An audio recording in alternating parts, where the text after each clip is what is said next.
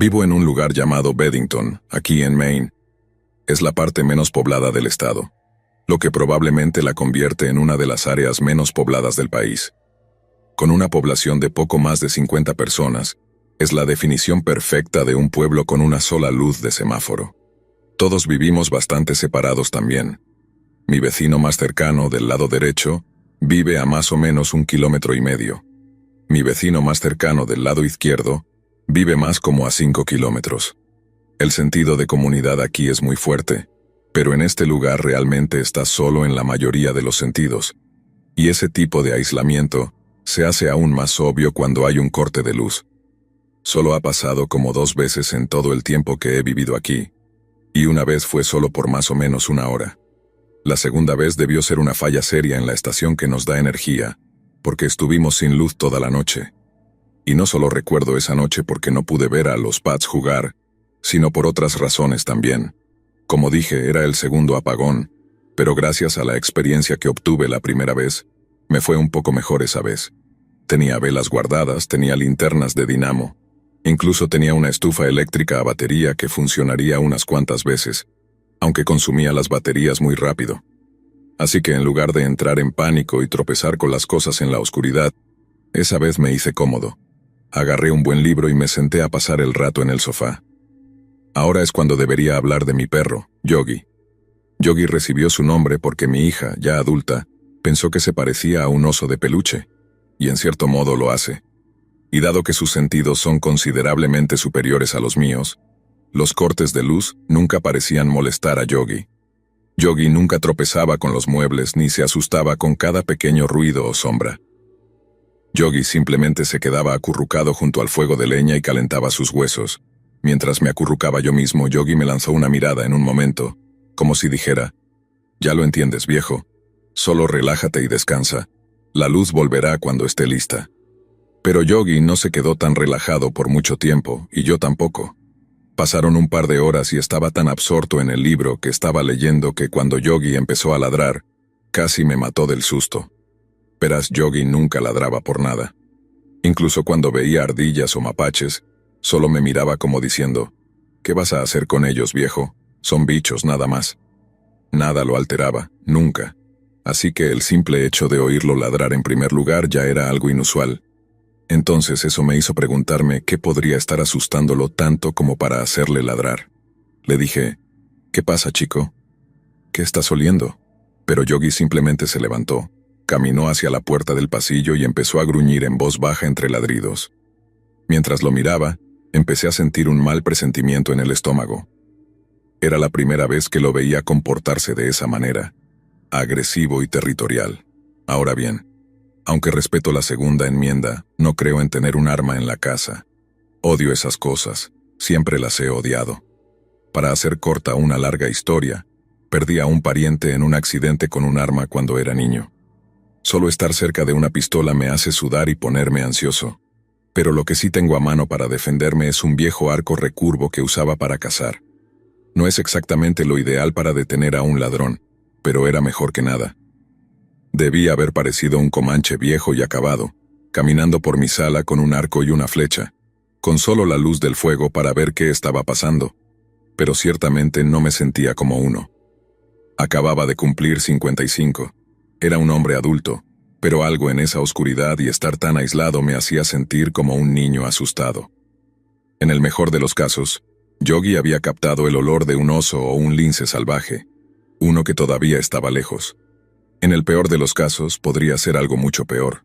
Cuando eché un vistazo desde la casa por la ventana de mi oficina, Yogi me siguió, saltó al alféizar de la ventana y ladró unas cuantas veces después de olfatear el aire.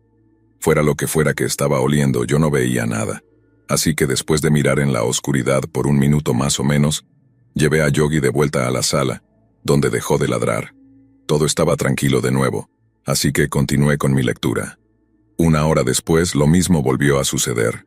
Yogi saltó de la alfombra ladrando como loco, solo que esta vez parecía considerablemente más agresivo.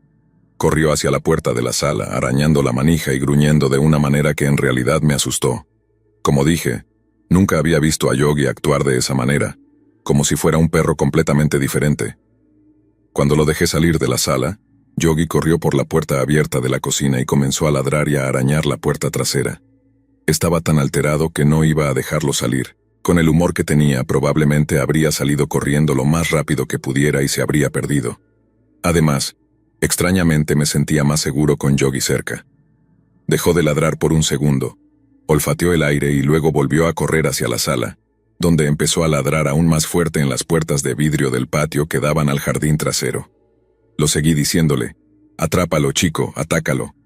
Pero cuando vislumbré las puertas corredizas de vidrio, juraría que vi algo moverse en las sombras afuera.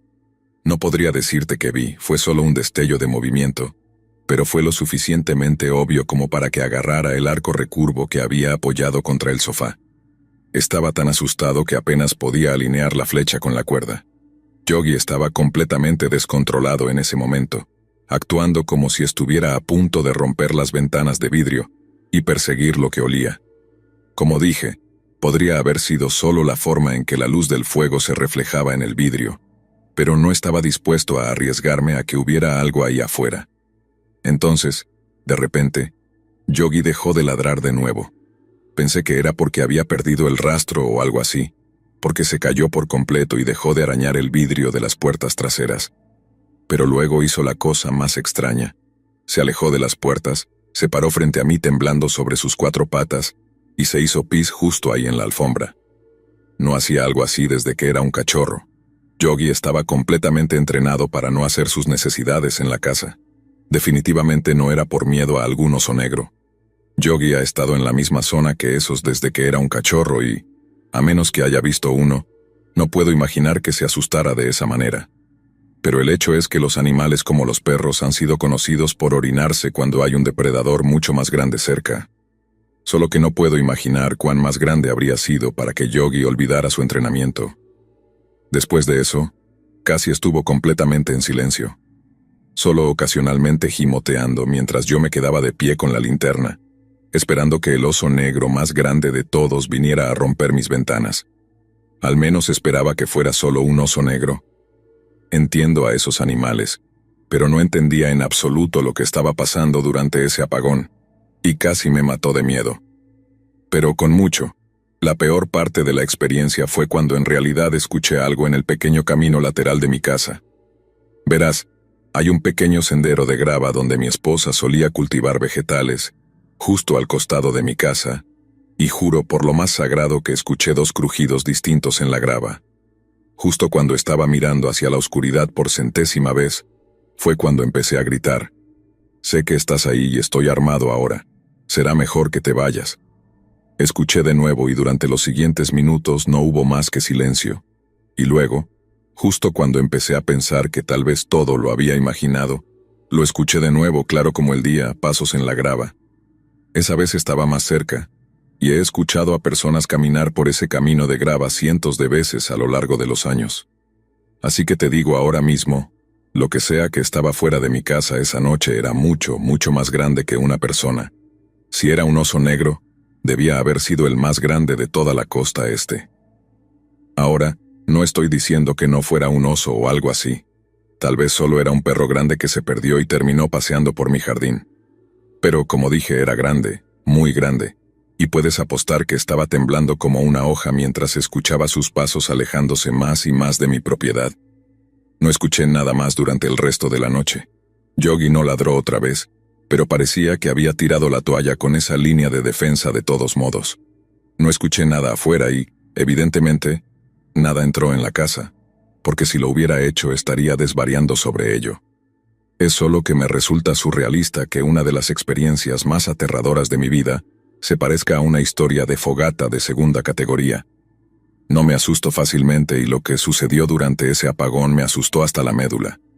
Solo espero que lo que sea que fuera, ya sea un oso o la bestia de Turner o algo completamente diferente, se mantenga bien alejado de mi propiedad en el futuro, porque necesitaría mucho más que unas pocas flechas para derribar a una bestia tan grande como esa.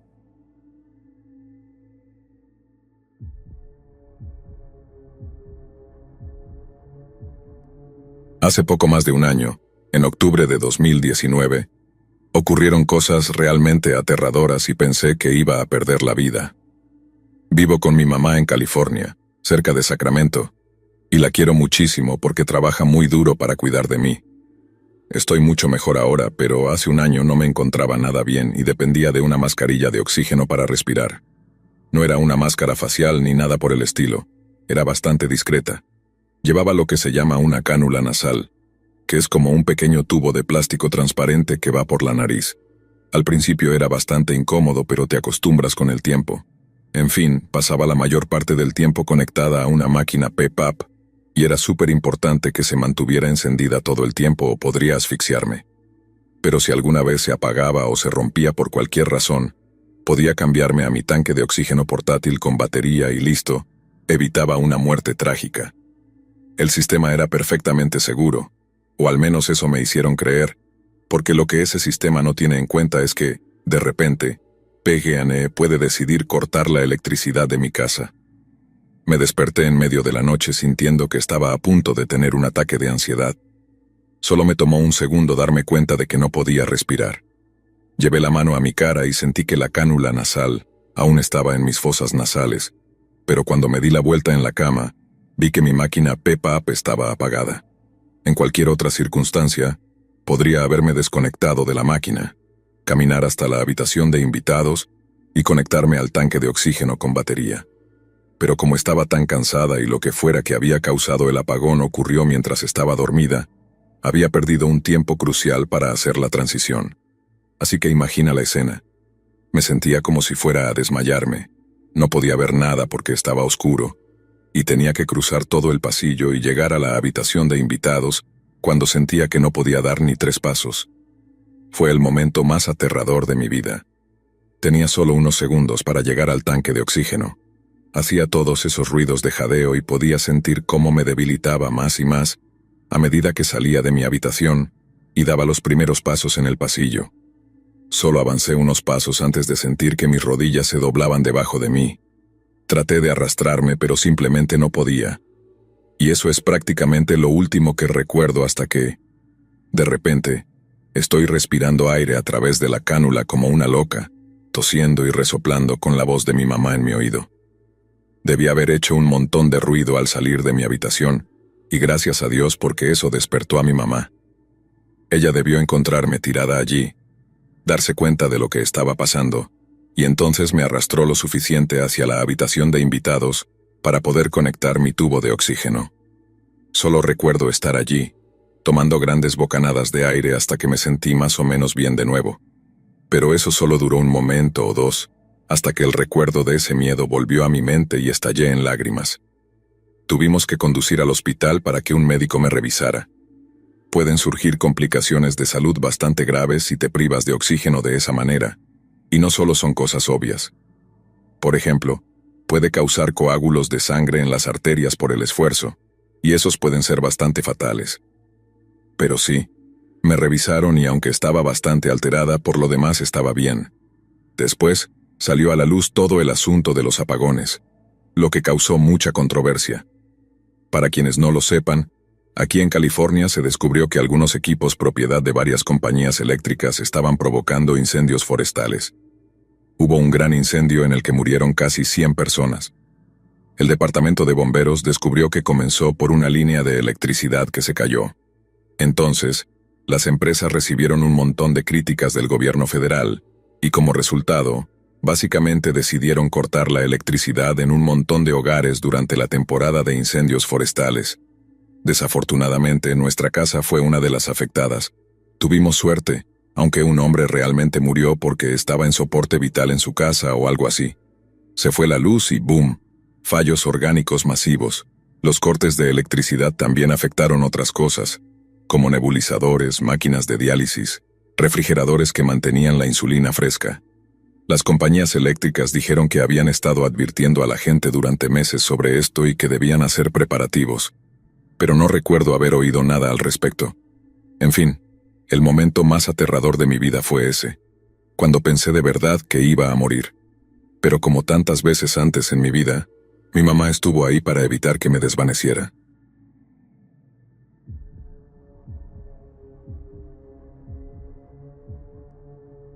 Cuando tenía unos 17 años, Me quedé después de la escuela con algunos amigos para usar la red LAN del colegio, para organizar una gran partida de Counter-Strike. Esto fue antes de que tuviera una conexión a Internet lo suficientemente decente, o una computadora lo suficientemente buena como para jugar en línea en casa.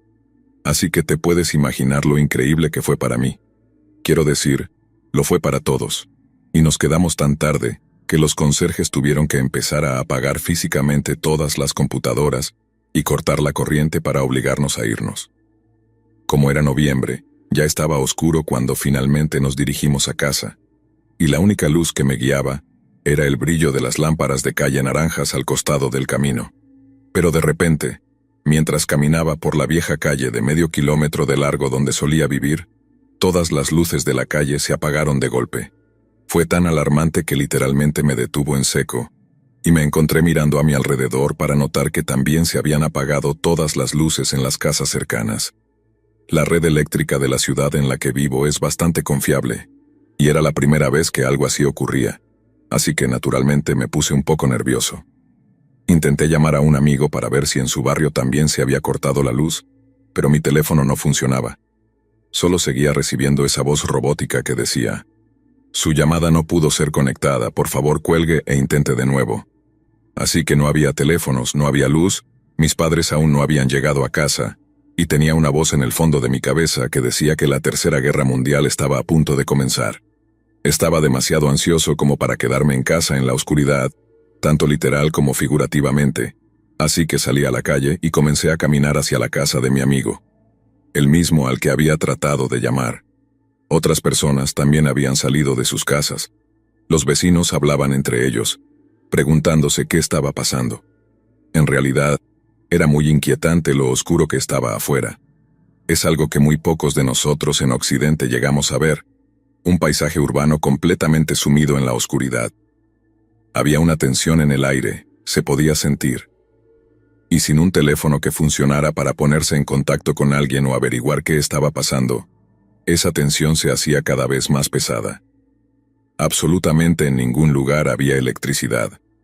Caminé como 30 minutos hasta la casa de mi amigo, con la única luz proveniente de linternas de mano y velas.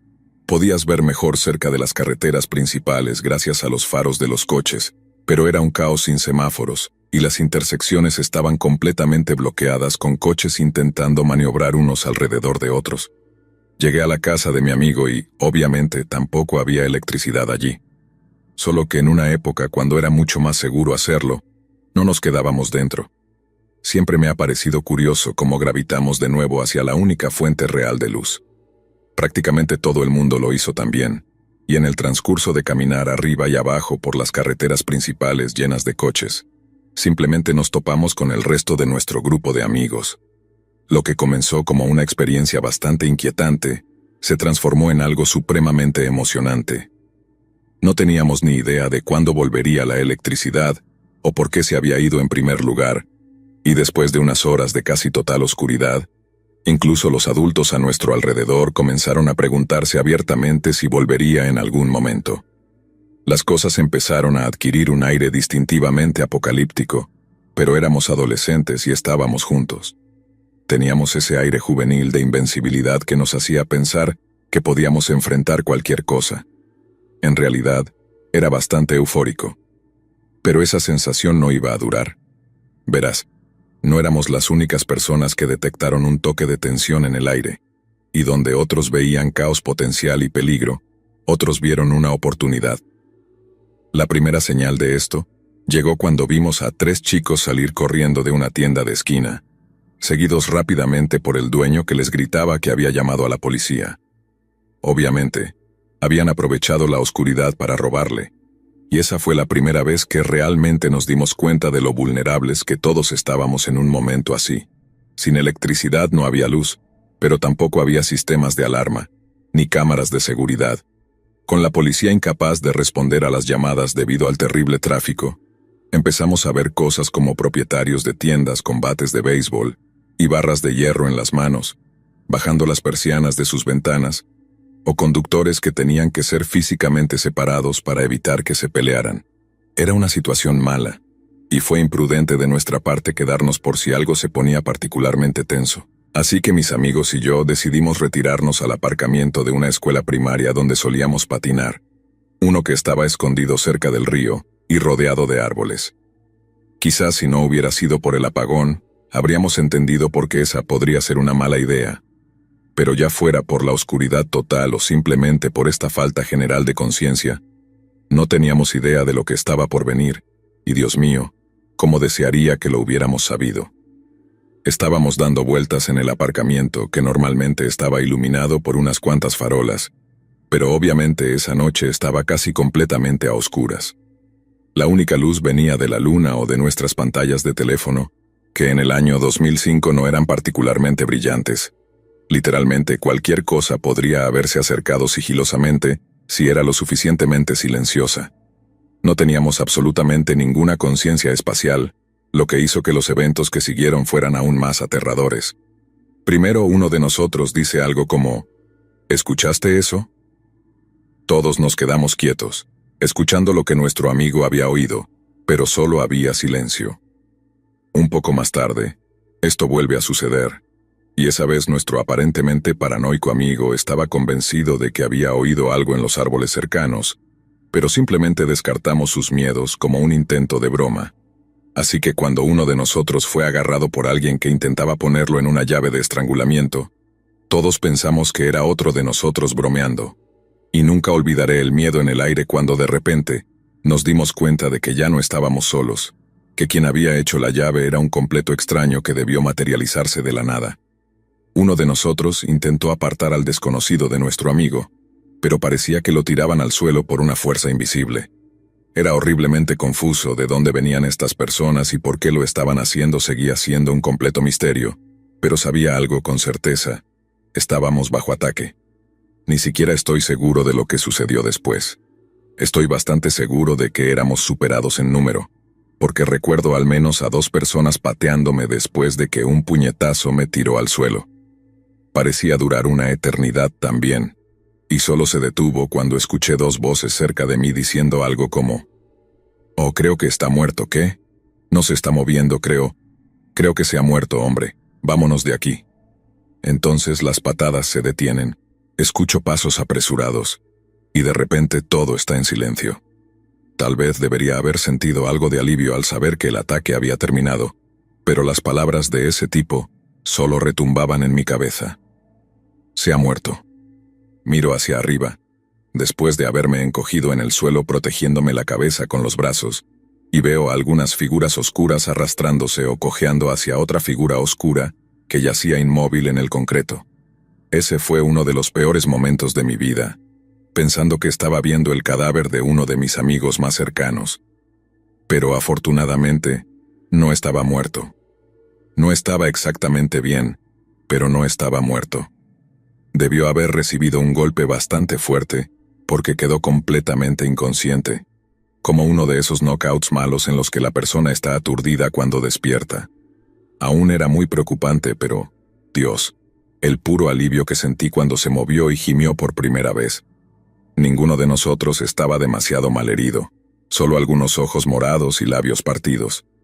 Y a pesar de que estábamos preocupados de que el tipo que quedó inconsciente pudiera haber tenido una conmoción cerebral, no se quejó de sentir náuseas o mareos durante los siguientes días.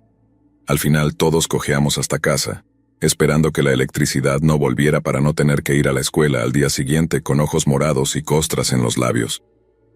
Pero la electricidad sí volvió, así que ni siquiera conseguimos ese día libre.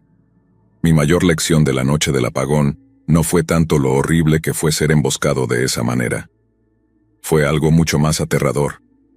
Vi con mis propios ojos cómo los frágiles hilos que sostienen a la sociedad no necesitan mucha presión antes de que empiecen a estirarse hasta el punto de romperse. Y todo lo que hace falta es un pequeño corte de luz antes de que todos sintamos esa presión. Pero algunos sienten algo más también, y para algunos, la oscuridad saca un deseo depredador y primitivo de cazar y victimizar a las mismas personas a las que llamamos vecinos. Y es a ese tipo de personas, los monstruos con trajes de carne humana, a quienes caímos víctimas esa noche.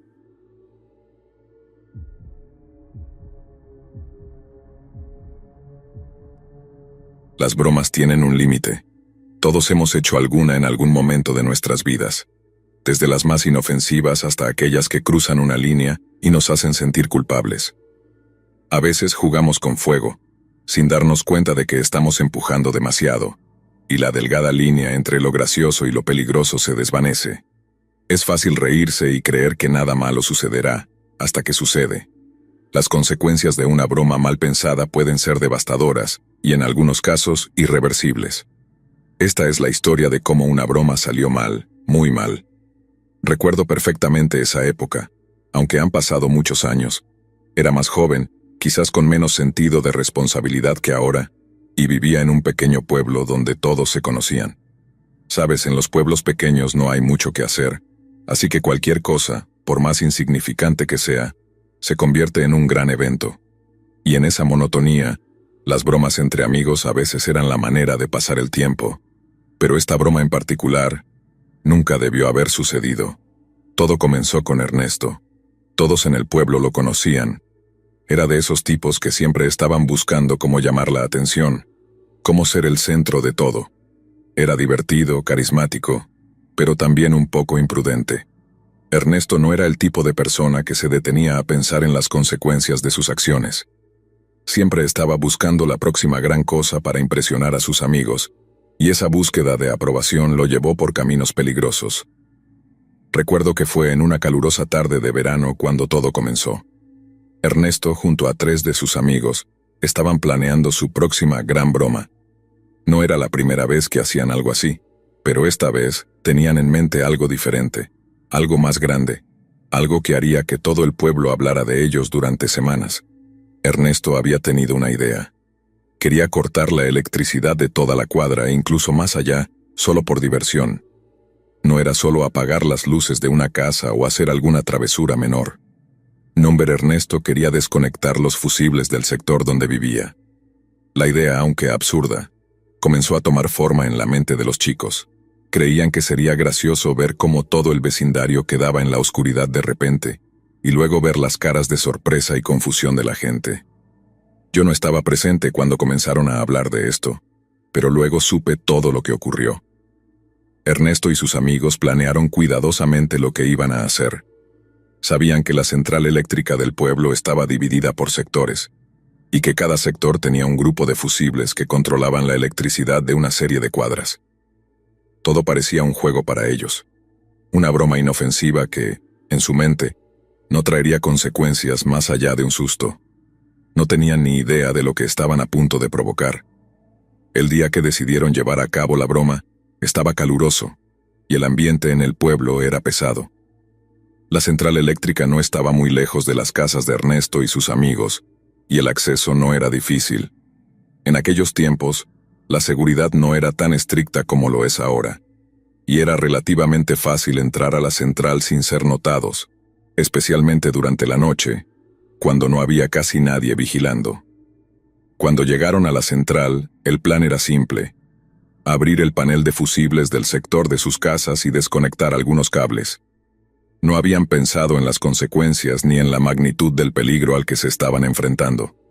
No tenían equipo de protección, ni guantes, ni conocimiento real de cómo funcionaba el sistema. Solo tenían la idea vaga de que desconectar los cables provocaría un apagón temporal en su barrio, lo cual en su cabeza era motivo suficiente para hacerlo. Fue en ese momento que todo comenzó a ir mal. Ernesto fue el primero en acercarse a los cables. Los chicos estaban nerviosos, pero emocionados al mismo tiempo. Ninguno de ellos tenía la más mínima noción de lo que estaban a punto de hacer. Ernesto, siendo el líder de este pequeño grupo, tomó la iniciativa.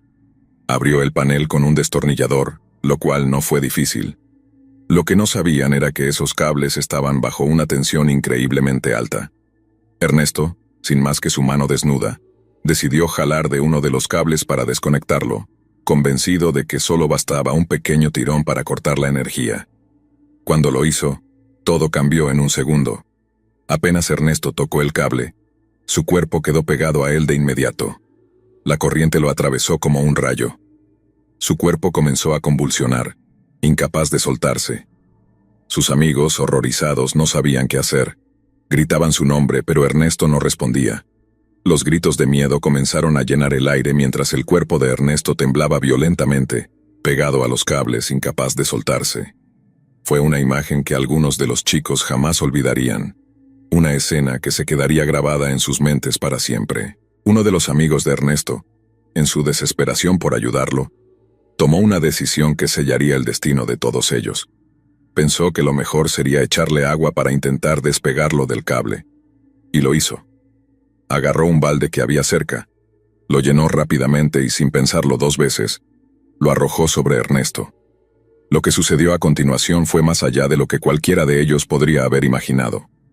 El agua, en lugar de ayudar, provocó una explosión instantánea. El contacto del agua con la electricidad creó una chispa que, en un segundo, se convirtió en una bola de fuego que envolvió a Ernesto y a los chicos que estaban cerca de él.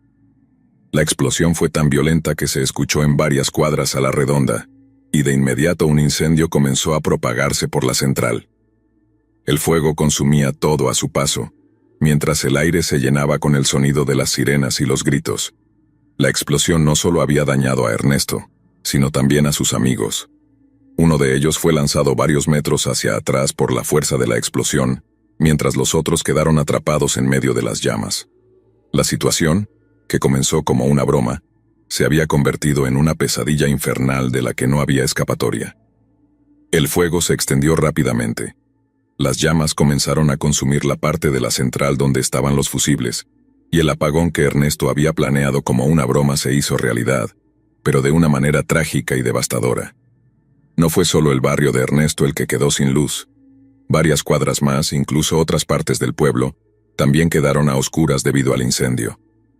Los servicios de emergencia llegaron lo más rápido que pudieron, pero para cuando lograron controlar el fuego ya era demasiado tarde.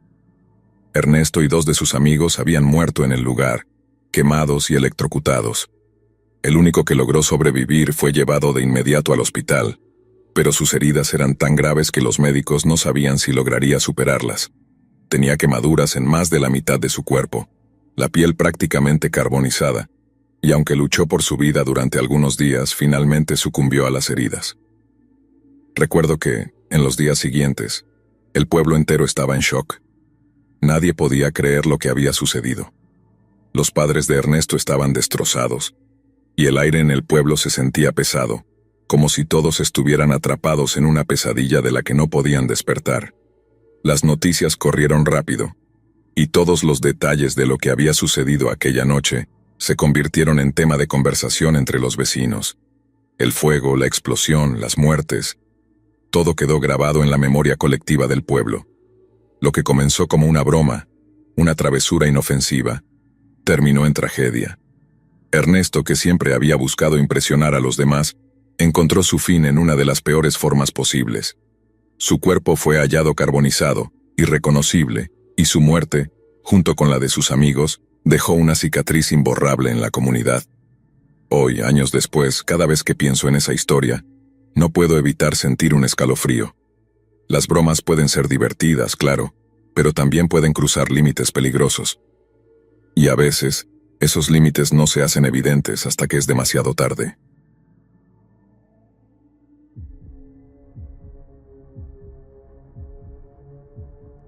En el año 1941, el mundo ardía en conflicto. La Segunda Guerra Mundial estaba alcanzando su punto álgido, y por primera vez en la historia humana, los combatientes llevaban la muerte a las poblaciones civiles de sus enemigos desde el aire. Alas aéreas, a veces compuestas por más de 1000 aviones de guerra, lanzaban cientos de miles de kilos de explosivos de alto poder durante la noche, reduciendo ciudades a escombros y matando a miles de civiles desarmados. Era un nuevo tipo de guerra, una guerra total, donde incluso los inocentes eran blanco legítimo. La Alemania nazi intercambiaba bombardeos aéreos con el asediado Reino Unido, y en un momento, los bombardeos eran tan intensos que parecía solo cuestión de tiempo antes de que pudieran forzar una rendición británica. Se tuvieron que tomar medidas drásticas para reducir la efectividad de los bombardeos nocturnos alemanes. Las mejores mentes del Ministerio del Aire británico se reunieron para discutir el problema, y su solución fue tan efectiva como simple: un apagón. Se acordó ampliamente que las capacidades de bombardeo de la Luftwaffe serían mucho menos efectivas si se apagaba toda la iluminación artificial en tierra. Sin luces en el suelo para usar como ayuda de navegación, los aviadores alemanes tendrían muchas más dificultades para golpear sus objetivos. Si el apagón funcionaba, podría salvar miles de vidas. Así que, para 1942, el gobierno británico había publicado una vasta serie de regulaciones de apagón. Estas requerían que todas las ventanas y puertas estuvieran cubiertas por la noche con materiales adecuados como cortinas pesadas, cartón o pintura, para evitar que cualquier destello de luz fuera visto por un avión alemán. Las luces externas, como las de las calles, fueron apagadas o atenuadas y protegidas para desviar la luz hacia abajo. Las luces esenciales, como las luces de tráfico y los faros de los vehículos, fueron equipadas con cubiertas ranuradas que también desviaban los haces de luz hacia el suelo. Los apagones resultaron ser uno de los aspectos más impopulares del esfuerzo bélico británico, dada la interrupción que causaban en muchas actividades civiles. Este descontento se exacerbó aún más por la forma en que se hacían cumplir los apagones. Un equipo civil de los llamados guardianes de ataques aéreos tenía carta blanca para imponer multas a quienes rompieran las reglas, y los reincidentes incluso se enfrentaban a la amenaza de prisión. La tensa relación entre los guardianes y el público en general provocó una caída en la moral en un momento en que se necesitaba más que nunca. Sin embargo, las medidas fueron efectivas para reducir las bajas en los bombardeos alemanes. No obstante, hubo algunos inconvenientes serios con los apagones también. Las restricciones de luz aumentaron significativamente los riesgos de conducir de noche, y las muertes en accidentes de tráfico aumentaron como resultado. También hubo informes de que los trabajadores portuarios caían al agua y se ahogaban, porque sus compañeros simplemente no podían encontrarlos a tiempo. Y a medida que una sombra casi perpetua de oscuridad caía sobre las islas británicas cada noche, aquellos que deseaban usar su cobertura emergieron para aprovecharse de sus comunidades. La policía vio un aumento de todo tipo de robos, actividades relacionadas con pandillas, agresiones indecentes e incluso asesinatos en serie. Londres, en particular, vio un marcado aumento en la criminalidad nocturna durante la era de los apagones, algo que no pasó desapercibido para un tripulante de la Real Fuerza Aérea llamado Gordon Cummins.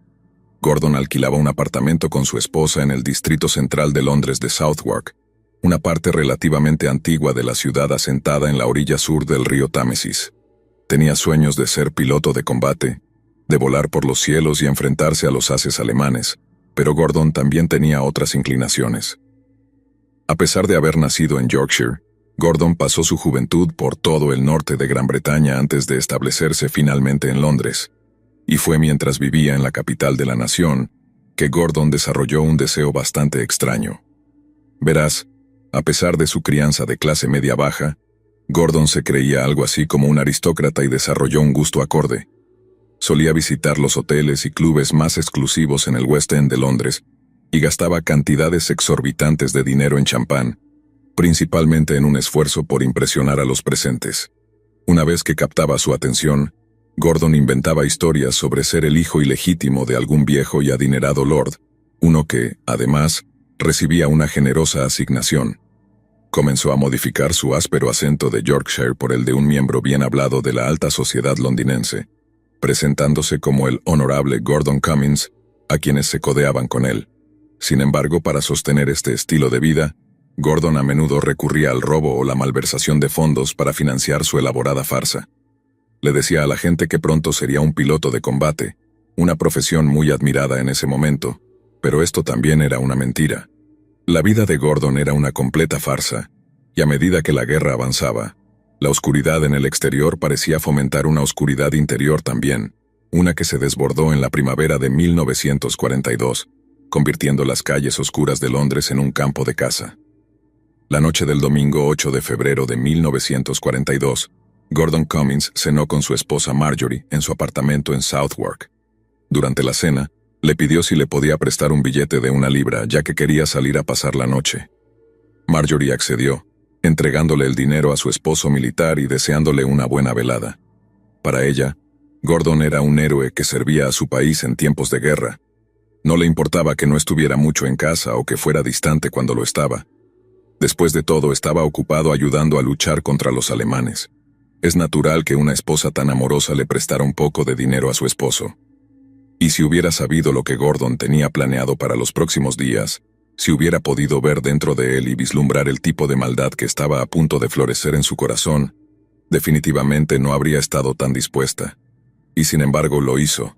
Gordon agradeció a su esposa y salió del apartamento alrededor de las 6:30 de la tarde. Marjorie habría sonreído y saludado sin saber del terror que su esposo estaba a punto de desatar. A la mañana siguiente, un hombre llamado Harold Butcher realizaba sus controles diarios de los refugios antiaéreos locales. Se aseguraba de que estuvieran en condiciones de soportar los bombardeos alemanes y de que no hubiera nadie durmiendo en ellos por la mañana, ya que a menudo eran frecuentados por borrachos y vagabundos. Pero durante la inspección de un refugio en Montague Place, vio la silueta de una mujer tendida en el suelo. Intentó despertarla, pero no respondió. Fue entonces cuando notó la bufanda que estaba envuelta alrededor de su rostro y cómo su ropa interior había sido bajada hasta sus rodillas. Se arrodilló para tomar la mano de la mujer, solo para descubrir que estaba fría. La mujer era una farmacéutica llamada Evelyn Hamilton, y le habían estrangulado la vida en su cumpleaños número 41. Su bolso fue encontrado cerca, pero había sido completamente vaciado de sus pertenencias, presumiblemente por la persona que la había matado. La policía esperaba encontrar las huellas dactilares del culpable en el bolso, pero lo encontraron completamente desprovisto de cualquier evidencia forense. La única pista que tenían era el informe del forense que indicaba que el asesino era zurdo, y a menos que el asesino volviera a atacar y proporcionara más pistas, probablemente nunca lo atraparían. Pero como dice el dicho, cuidado con lo que deseas porque podrías obtenerlo. Porque el 10 de febrero, la mañana después de que se encontrara el cuerpo de Evelyn Hamilton, 2 trabajadores eléctricos llegaron a una casa en el número 153 de Wardour Street, en Soho, para realizar algunas reparaciones. Nadie respondió a la puerta, pero dado que el trabajo era esencial, los 2 electricistas se dejaron entrar en la casa, que no estaba cerrada con llave, y comenzaron a realizar sus tareas. Por alguna razón, uno de los trabajadores tuvo que ir al dormitorio principal para revisar unos cables, pero cuando entró en la habitación, soltó un grito de horror ante la escena que lo recibió. Tendida en la cama estaba el cadáver sin vida de Evelyn Otley, de 34 años. Había sangre alrededor de su boca y nariz, producto de una brutal golpiza, todo antes de que su asesino le cortara la garganta de oreja a oreja. Al igual que Evelyn Hamilton, esta nueva víctima también había sido desnudada, y en esta ocasión, el asesino se había tomado su tiempo para mutilar extensamente su área íntima con una navaja y un abrelatas. La escena del crimen era aún más perturbadora, pero esta vez el asesino había dejado alguna evidencia forense. Las huellas dactilares, recuperadas del abrelatas manchado de sangre, sugerían que el asesino era zurdo, y confirmaban fuertemente que era la misma persona que había matado a Evelyn Hamilton en el refugio de Marlborough. Las huellas dactilares no coincidían con los registros policiales, pero las entrevistas con los amigos y vecinos de Otley proporcionaron algunas pistas importantes. Un testigo mencionó a los investigadores que la noche anterior, Otley había sido abordada por un joven aviador con bigote y cabello castaño en las afueras de un restaurante en Shaftesbury Avenue. Un vecino afirmó haber visto a Evelyn regresar a su casa alrededor de las 11:40 de la noche, confirmando que estaba en compañía de un hombre extraño. La misma vecina dijo que, poco después de la medianoche, escuchó que el volumen de la radio de Otley estaba mucho más alto de lo normal, pero decidió no quejarse. Lo que ahora está claro para nosotros es que ese misterioso hombre ahogó los sonidos de los aterrorizados gritos de Evelyn con la música de la radio. Si su vecina solo hubiera pedido que bajara el volumen, tal vez habría sobrevivido esa noche. Pero incluso mientras la policía estaba ocupada investigando a la última víctima del asesino zurdo, él ya estaba planeando una nueva cacería. Por tercera mañana consecutiva, algunos desafortunados londinenses se toparon con el cadáver de una mujer asesinada. Esta vez era una prostituta de 43 años llamada Margaret Lowe, estrangulada hasta la muerte en su apartamento en Marlborough con su propia media de seda. Pero, al igual que su víctima anterior, el asesino zurdo se había tomado el tiempo de mutilar ferozmente a su presa con una variedad de utensilios domésticos. El patólogo forense que realizó su autopsia comentó que las heridas infligidas por su asesino eran terriblemente espantosas, añadiendo que el perpetrador era un maníaco salvaje que se entregaba a un deseo perverso de infligir las lesiones más diabólicas a las mujeres que mataba. También confirmó que las extensas heridas de puñal en el lado derecho de Margaret confirmaban que el asesino era zurdo. Lo que resulta igualmente perturbador es que un vecino de Margaret Lowe escuchó a un hombre salir de su apartamento en las primeras horas de la mañana, uno que silbaba alegremente para sí mismo mientras caminaba hacia la calle Gosfield. La policía de Malaban estaba hasta el cuello investigando los 3 asesinatos de la semana anterior. Necesitaban un golpe de suerte sólido para atrapar a su hombre.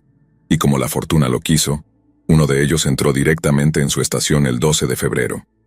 Catherine Molokai declaró que había estado bebiendo con un apuesto hombre de la Real Fuerza Aérea en un pub local y que había accedido a llevarlo de vuelta a su apartamento. Más tarde, afirmó que una extraña sonrisa apareció en el rostro del hombre cuando ella se quitó la ropa, se tumbó en su cama y lo invitó a unirse. El hombre se quitó la ropa y se acercó a Catherine de una manera que al principio parecía afectuosa, pero para su horror, le clavó las rodillas en el estómago e intentó estrangularla, mientras inmovilizaba su cuerpo con su propio peso. Catherine luchó contra su atacante pateándolo en el estómago y logrando liberarse de su agarre. Luego salió corriendo, gritando, de su piso hacia la casa de un vecino antes de apresurarse a la estación de policía para presentar una denuncia. Catherine dio a la policía una descripción física detallada de su atacante, algo que necesitaban desesperadamente. Pero Catherine también trajo consigo otro golpe de suerte notable, uno de los objetos de su atacante. En su prisa por escapar había dejado un cinturón de lona de la RAF en su apartamento, uno que tenía un número de regimiento de la RAF cosido en él. La policía contactó a la Real Fuerza Aérea para preguntar a qué aviador pertenecía el número 5259. Descubrieron que ese número pertenecía a nada menos que Gordon Cummins. El sargento detective Thomas Shepard interrogó formalmente a Gordon la mañana de San Valentín de 1942. Cummins admitió que bien podría haber atacado a Catherine Macaulay en un estado de embriaguez, pero estaba extremadamente arrepentido e insistió en que había intentado compensarla adecuadamente. Sin embargo, negó por completo haber cometido asesinato y explicó los moretones en los nudillos de su mano izquierda, diciendo que se había quedado atascado en un motor de avión mientras realizaba un mantenimiento de rutina. Aunque aún no podían acusarlo de asesinato, la policía pudo retener a Cummins por cargos de agresión agravada, lo que les compraría tiempo para armar un caso adecuado contra él. Y lo hicieron. El caso contra Cummins era tan sólido que un jurado emitió un veredicto de culpabilidad en solo 35 minutos. Cada uno evitó hacer contacto visual con Cummins mientras regresaban a la sala del tribunal, y él no mostró emoción alguna cuando se leyó el veredicto en voz alta. La esposa de Gordon, sin embargo, quien también creía que era inocente, estalló en lágrimas desgarradoras cuando su esposo fue declarado culpable. Cuando se le preguntó si tenía alguna razón legal o causa por la cual el tribunal no debía imponer la pena de muerte, Cummins respondió: «Porque soy completamente inocente, señor». Pero el juez no estaba convencido, y entonces se le impuso formalmente la sentencia de muerte por ahorcamiento. Al imponer esta sentencia, el juez declaró: «Gordon Frederick Cummins, después de un juicio justo, ha sido declarado culpable, y en un cargo de asesinato, como sabes, solo hay una sentencia que la ley me permite pronunciar, y esa es que seas llevado de este lugar a una prisión legal, y de allí a un lugar de ejecución, y que allí serás ahorcado por el cuello hasta que estés muerto. Que Dios tenga misericordia de tu alma». Gordon Cummins fue ejecutado por Albert Pierpoint en la prisión de Wandsworth el 25 de junio de 1942.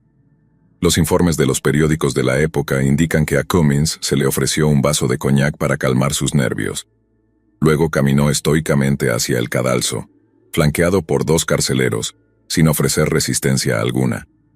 Todo el proceso de ejecución duró menos de 2 minutos, y la ejecución de Gordon se convirtió en la única en la historia británica en realizarse durante un ataque aéreo alemán. Lo curioso es que muy pocas de las víctimas de Cummins tenían algún tipo de heridas defensivas cuando se encontraron sus cuerpos. Las heridas defensivas son aquellas que una persona sufre al intentar defenderse de un atacante. Si una víctima de asesinato carece de ellas, puede significar una de dos cosas. O la víctima conocía a la persona que la mató y no tenía motivos para sospechar peligro. O el asesino fue capaz de tomar completamente por sorpresa a su víctima. Lo que está horriblemente claro es que Gordon Cummins usó las restricciones de apagón en tiempos de guerra de Gran Bretaña para permanecer sin ser detectado mientras cometía algunos de los actos de asesinato más violentos desde Jack el Destripador.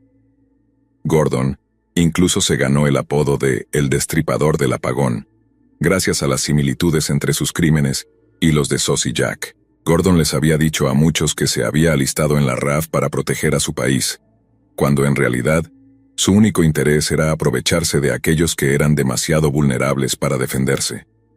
Personas que habían tenido la suerte de evitar las bombas alemanas, solo para caer como víctimas de un depredador vil y vergonzoso.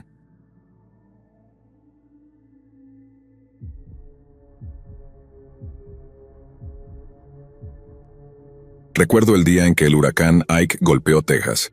Era una noche de viernes, el 12 de septiembre de 2008. Yo tenía 12 años en ese momento, y mi mamá y mi papá estaban sentados frente al televisor viendo cómo Ike se acercaba cada vez más a nuestra casa en Houston. Antes de que los vientos se pusieran demasiado intensos, mi papá fue a Walmart a comprar algunas baterías, linternas y comida seca. Yo estaba sola con mi mamá viendo los reportes del clima, y recuerdo haberme asustado muchísimo. El meteorólogo dijo que la tormenta tenía 725 kilómetros de ancho, y eso era lo más grande que había escuchado en mi vida. Así que, naturalmente, empecé a pensar que sería el fin del mundo. Mi mamá me calmó y me dijo que estaríamos bien, pero no estaba del todo convencida. Para las 6 de la tarde, los vientos ya tenían una velocidad de 65 kilómetros por hora. Era bastante intenso, pero definitivamente no lo suficiente como para causar daños serios, salvo a las ramas de los árboles. Mi papá regresó de Walmart, descargó el auto y luego siguió viendo las noticias con mi mamá. Había un programa en el Canal 11 donde la gente llamaba para preguntar qué tipo de daños podían esperar. Y por lo que recuerdo, el presentador estaba haciendo todo lo posible por mantener la calma de todos, mientras también trataba de preparar a las personas para lo que obviamente sería una tormenta bastante fuerte. 1 o 2 horas después, el viento comenzó a aullar en la ventana trasera. Mi papá usó un colchón viejo para cubrirla, y luego reforzó el colchón con el sofá de su dormitorio. Mamá y papá me enviaron a la cama alrededor de las 10 de esa noche, y en realidad intenté dormir, pero el viento aullaba constantemente y las ráfagas comenzaron a ser más frecuentes, así que no había forma de que lograra descansar. Alrededor de las 11:30 de la noche, las luces del pasillo afuera de mi habitación empezaron a parpadear. Corrí al armario en la habitación de mis papás, y pronto me acompañó mi hermana pequeña, pero empezamos a llorar cuando mamá no quiso meterse en el armario. No era tanto que no quisiera meterse en el armario, era que estaba aterrada y no sabía qué hacer. Mi hermana y yo lo notamos casi de inmediato y, en poco tiempo, también estábamos aterradas. Recuerdo que tratamos de calmarla, pero otra fuerte ráfaga sopló y el garaje de abajo comenzó a retumbar. A las 12:30 de la mañana perdimos la electricidad, y los vientos se hicieron más fuertes, pero no lo suficiente como para ahogar el sonido de los gritos de mi hermana y míos cuando pensamos que íbamos a ser arrastradas. Estar a oscuras hacía que todo fuera infinitamente más aterrador, por razones obvias, y nunca había escuchado al viento hacer esos ruidos antes. Sonaba como un tren un minuto y al siguiente como un lobo aullando. Los vientos probablemente estaban entre 112 y 129 kilómetros por hora en ese momento. El agua caía del techo como las cataratas del Niágara. Los enormes pinos se doblaban en ángulos de 45 grados con las ramas rompiéndose. Mamá cerró la puerta y finalmente se refugió en el armario. En un momento estaba llorando, y esa vez nos tocó a nosotras decirle que todo estaría bien. A la 1:30 de la madrugada, la ventana trasera se rompió y empezaron a entrar lluvia y vidrios. Yo encendí una linterna para que mi papá pudiera ver mientras agarraba unas bolsas de basura para cubrir el televisor y la computadora en su habitación. Escuché escombros golpeando el edificio y el viento era ensordecedor. Los vientos superaban los 120 kilómetros por hora en ese momento. Toda la noche el viento rugía. Pasamos entre 10 y 12 horas en el armario, hasta el mediodía del sábado. Afuera era un desastre. Había tejas esparcidas por el suelo y ramas y ramitas por todas partes. El viejo par de zapatos de mi papá seguía al lado de la puerta y el patio estaba aún peor. Los pinos estaban partidos por la mitad, y varios árboles enteros estaban caídos en el suelo. Ambos estábamos aterrados y lloré, pero mamá me aseguró que habíamos sobrevivido y que estábamos bien. Para la tarde del domingo se restauró la electricidad y comenzamos a enterarnos de la verdadera devastación que Ike había causado en el estado. Agradecí que no hubiéramos perdido nuestra casa ni nuestras vidas para el caso. Algunas áreas a lo largo de la costa quedaron destrozadas o arrasadas por la marejada ciclónica. Ver los destrozos me dio escalofríos, pero me mostró el verdadero poder de estos ciclones. Sé que no es una típica historia de terror, pero los ciclones tropicales no son algo con lo que se deba jugar. Es una historia que le contaré a mis hijos algún día.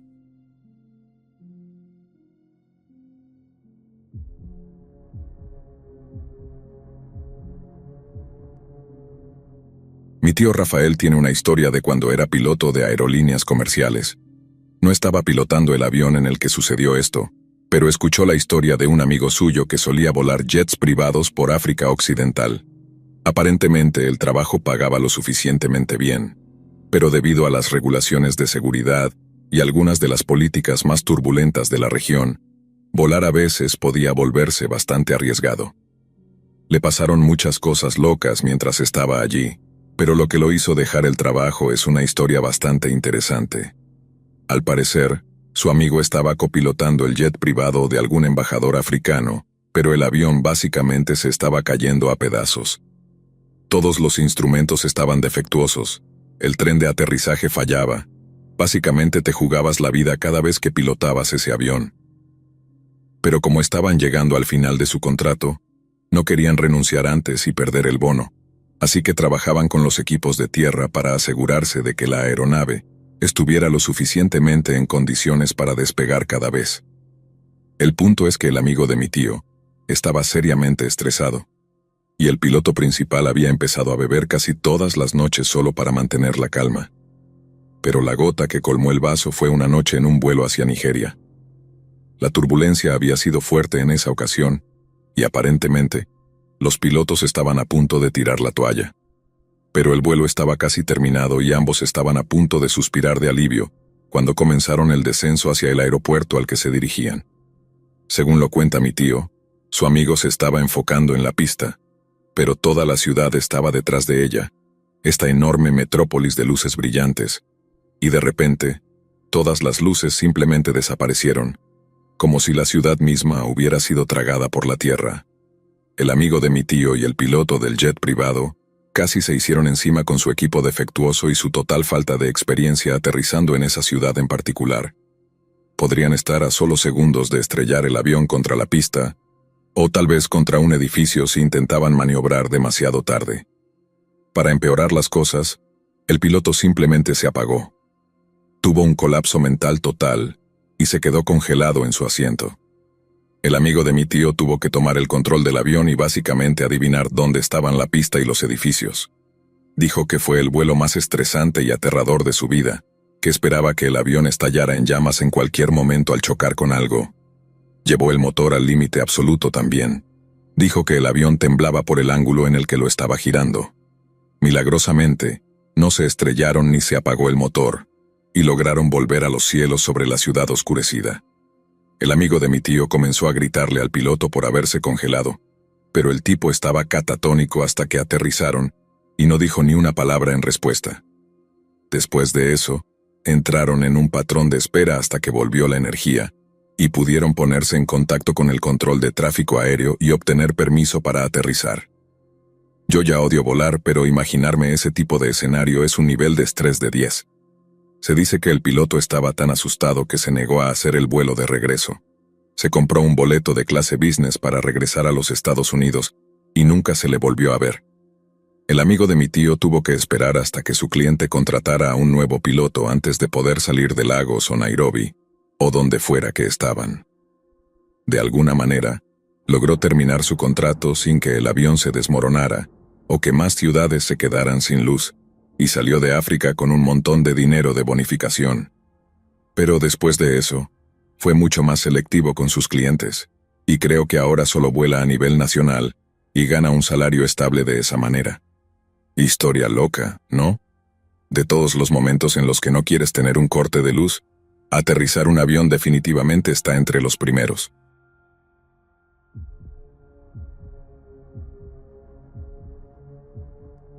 Hace varios años mi abuela me contó una historia que, aunque no es sobre fantasmas ni criaturas sobrenaturales, siempre me ha dejado una sensación de inquietud muy profunda. Es la historia de mi abuelo, de cómo falleció en circunstancias trágicas que sacudieron a toda mi familia y dejaron una marca en el pequeño pueblo en el que crecí. Esta historia no es de terror en el sentido tradicional, pero es un relato de negligencia, de esos errores que parecen pequeños hasta que destruyen vidas enteras y te hacen darte cuenta de lo frágil que puede ser todo. Recuerdo esa tarde con claridad. Era invierno, y mi abuela, sentada en su sillón favorito junto a la ventana, me llamó para que me acercara. Yo no era más que un niño en ese entonces, quizás demasiado joven para entender la gravedad de lo que me estaba contando. Pero, incluso a esa edad, las palabras de mi abuela quedaron grabadas en mi memoria, como si su tristeza contenida, ese dolor que llevaba adentro, me hubieran dejado una marca invisible. Cada vez que hablaba de mi abuelo, lo hacía con un tono diferente, más pausado, como si cada palabra pesara más de lo que parecía. Mi abuelo había sido técnico en el servicio eléctrico del pueblo, un trabajo que, aunque no parecía peligroso a simple vista, siempre estaba rodeado de riesgos. La electricidad es impredecible, y más en aquellos tiempos, donde los sistemas eléctricos del pueblo eran antiguos y fallaban con frecuencia. Cualquier problema en la central podía dejar a todo el pueblo a oscuras durante horas o incluso días. Pero mi abuelo no se quejaba, amaba su trabajo, y lo que más le importaba era que la gente pudiera seguir con sus vidas, sin interrupciones, sin esos apagones que paralizaban todo. Según mi abuela, aquella noche de invierno fue especialmente fría. El viento soplaba con fuerza, haciendo crujir las ventanas de las casas, y el aire helado se colaba por las rendijas de las puertas. En esas noches, los vecinos del pueblo solían quedarse en casa, resguardados bajo mantas, esperando que el frío pasara. Pero esa noche, algo fuera de lo común sucedió. Sin previo aviso, el pueblo entero quedó sumido en la oscuridad más absoluta. No fue un simple corte de luz, de esos que ocurren de vez en cuando. Esta vez, el apagón fue total. Cada casa, cada calle, incluso la pequeña plaza central, todo se hundió en las sombras. Mi abuelo, siendo uno de los técnicos más experimentados, recibió una llamada casi de inmediato. Sabía que el problema era serio, más allá de un fusible quemado o una sobrecarga en alguna línea. Había algo profundamente mal en el sistema eléctrico, algo que había fallado por completo. No podía perder tiempo. Antes de salir de casa, mi abuelo se despidió de mi abuela, como lo hacía cada vez que recibía una llamada de emergencia. Le dio un beso en la frente y le dijo que no se preocupara, que volvería pronto, como siempre. Para mi abuela, en ese momento, fue una despedida más, una rutina que se repetía cada vez que había un corte de luz en el pueblo. Pero cuando me lo contaba, su voz se quebraba ligeramente, como si esa despedida, mirando en retrospectiva, hubiera adquirido un significado mucho más profundo. La central eléctrica del pueblo no estaba lejos de la casa de mis abuelos. Era un trayecto corto, apenas unos kilómetros, pero esa noche, con el pueblo sumido en la oscuridad, el viaje fue diferente. Mi abuelo se subió a la camioneta de la empresa y condujo por calles desiertas, envueltas en una negrura que parecía aún más densa debido al viento que azotaba las ventanas de los autos y las casas. Mi abuela me decía que el silencio de esa noche era casi antinatural. No había un solo ruido, ni siquiera los ladridos de los perros que normalmente se escuchaban a lo lejos. Era como si el apagón no solo hubiera robado la luz, sino también cualquier sonido del mundo. Mi abuelo, sin embargo, estaba acostumbrado a este tipo de situaciones. Sabía que la gente del pueblo dependía de él y del equipo de la central para devolver la electricidad, así que, con la mente enfocada en resolver el problema, siguió su camino sin detenerse a pensar en lo extraño del ambiente. Cuando llegó a la central eléctrica, el lugar estaba prácticamente vacío. La mayoría de los empleados se habían ido a casa al final de su turno, pero mi abuelo tenía las llaves del lugar. Era parte de su trabajo estar siempre disponible para emergencias como esta. Estacionó la camioneta en el garaje, cerró la puerta detrás de él y se adentró en el edificio, con la certeza de que, como tantas otras veces, podría resolver el problema en unas pocas horas. Dentro de la central todo parecía normal, al menos a simple vista. Pero mi abuelo sabía que algo no estaba bien. Los paneles de control mostraban luces parpadeantes y varios fusibles estaban quemados. El problema no era menor. Había varios circuitos dañados, y cada uno de ellos era crucial para restaurar la energía en el pueblo. Mi abuelo sabía que tendría que trabajar rápido si quería devolver la electricidad antes de que la situación empeorara. El frío afuera seguía intensificándose, y la gente del pueblo necesitaba la luz y sobre todo la calefacción. Se puso manos a la obra inmediatamente. Para él era solo un día más en el trabajo. Cambió algunos fusibles, revisó las conexiones, y poco a poco fue acercándose a la solución. Sin embargo, lo que él no sabía, y lo que finalmente desencadenaría la tragedia, era que en otra parte de la central, los supervisores estaban tomando decisiones apresuradas sin haber coordinado con él. La central eléctrica del pueblo era antigua, y su sistema de comunicación interna no era el mejor. Los supervisores, que estaban en otro edificio de la planta, no sabían exactamente en qué parte de la reparación estaba trabajando mi abuelo. En su prisa por restaurar el servicio, decidieron reactivar la corriente en uno de los sectores que él estaba reparando. Fue una decisión rápida, sin la debida precaución. Mi abuelo estaba concentrado, trabajando en los fusibles quemados, sin tener la menor idea de que, en cuestión de segundos, la energía comenzaría a fluir nuevamente por los cables. No hubo ninguna advertencia. Nadie se aseguró de que mi abuelo hubiera terminado su trabajo o que estuviera fuera de peligro. Fue un error de comunicación, una negligencia, pero uno que resultaría mortal. La energía se activó de golpe. Mi abuelo, que estaba manipulando los cables, recibió una descarga eléctrica tan fuerte que su cuerpo ni siquiera tuvo tiempo de reaccionar. La corriente lo atravesó de manera inmediata, dejándolo tirado en el suelo, inconsciente. Según los informes que después leyó mi familia, la descarga fue suficiente para acabar con su vida en el acto. Pasaron varias horas antes de que alguien se diera cuenta de lo que había sucedido. Mi abuela, cada vez más preocupada por la falta de noticias, había intentado llamarlo varias veces.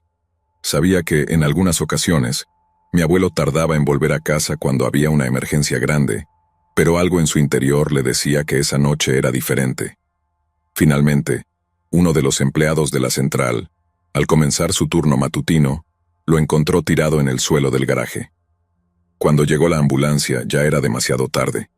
Mi abuelo había fallecido en el acto. El impacto de la noticia fue devastador para mi abuela, para toda la familia y, más tarde, para todo el pueblo.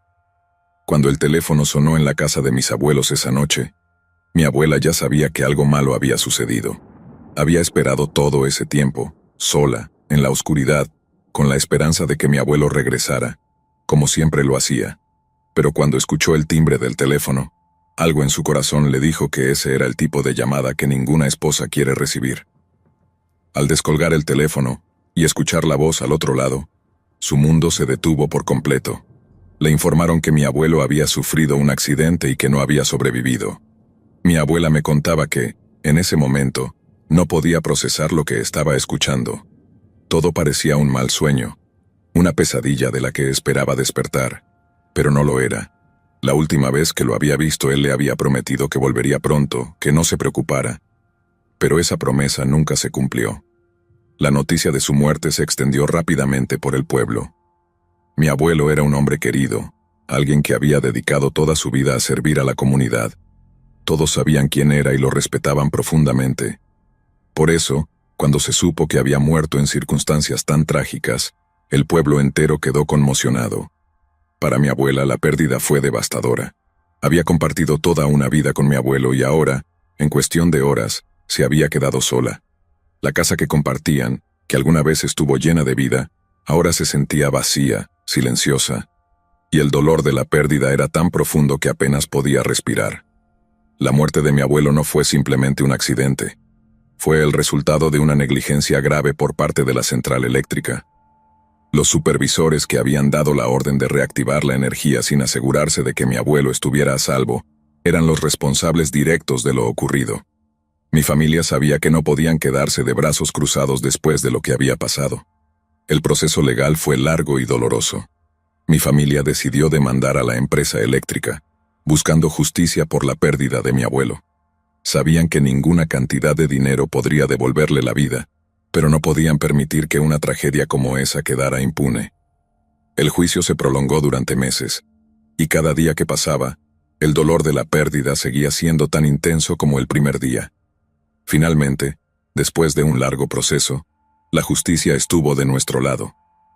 La empresa eléctrica fue condenada a pagar una indemnización de más de 5 millones de pesos, una suma significativa para la época. Además, algunos de los supervisores responsables de la negligencia fueron encarcelados. Aunque la sentencia trajo algo de alivio, la verdad es que nada podía sanar completamente el dolor de haber perdido a alguien tan querido de una manera tan trágica. Con el tiempo el pueblo siguió adelante, pero la historia de mi abuelo nunca se olvidó. Aún hoy mucha gente lo recuerda por lo que pasó aquella noche. Su muerte no fue en vano. Fue una lección dolorosa sobre la importancia de la responsabilidad en el trabajo y el costo de los errores, que a veces parecen insignificantes, pero que tienen consecuencias devastadoras. Mi abuela sigue viviendo en la misma casa donde construyeron su vida juntos. Cada vez que la visito, inevitablemente hablamos de él. Algunas veces me cuenta historias de los buenos momentos que compartieron, de cómo mi abuelo siempre encontraba la manera de hacerla reír, incluso en los días más oscuros. Pero otras veces, simplemente se queda en silencio, mirando por la ventana, recordando. El dolor sigue ahí, siempre presente, como una cicatriz que nunca desaparece por completo. Pero con el tiempo, mi abuela ha aprendido a vivir con él. Ha aprendido a honrar la memoria de mi abuelo, a recordarlo no solo por la tragedia que le quitó la vida, sino por la persona que fue, por el hombre dedicado, trabajador y amoroso que todos conocieron y respetaron. Y aunque los años han pasado, el recuerdo de mi abuelo sigue vivo, no solo en nuestra familia, sino en todo el pueblo que lo conoció y lo quiso. Esta es una historia que no se olvida fácilmente.